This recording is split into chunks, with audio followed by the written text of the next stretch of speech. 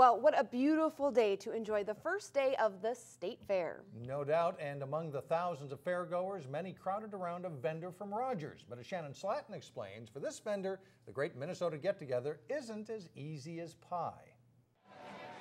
Okay, 1 more minute. Next batch coming up in 1 minute. There's no room for butterflies or nervousness here. 35 seconds. For George Otsidakos Coming right now. and his sister Joanne Schleveen, This is a new food this year, so. this is the first day of a dream. All right, one with vanilla.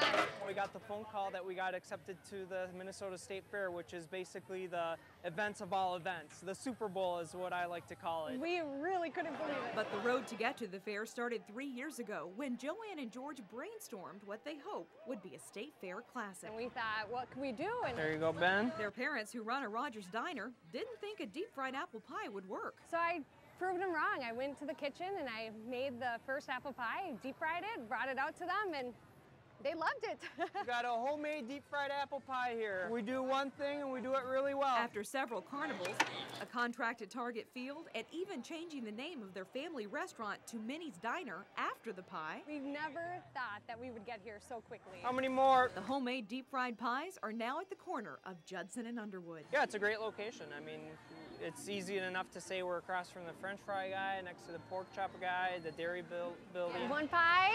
All right. Usually vendors wait about 10 years, if not longer, and we did it in 2 years. Vanilla, right? But it's not that easy. They are allowed to be in a tent for year one, which means daily inspections. The standards are very high and hard. Ice cream on the side, cinnamon or vanilla. Plus long hours as they expect to make thousands of pies every day. We've been probably putting in about 18-hour days, sometimes 20, with the fairs and the restaurant and making the pies. No complaints so far, though. It's pretty good. I would say 10 out of 10. It's just that it's gone. That's the only downfall. It's gone. How could you not try it? George and Joanne hope that's the case and that their deep-fried dream becomes a classic. We're hoping that someday we'll be the next Sweet Martha. At the State Fair, Shannon Slatton. Good, huh? 12 News. And George and Joanne are already working on another flavor of pie. For next year, they're experimenting with chocolate, and you can taste it at Minnie's Diner up in Rogers. I don't know if chocolate would be deep fried or how they're doing it, but Sounds interesting. yummy. It looked great, didn't it?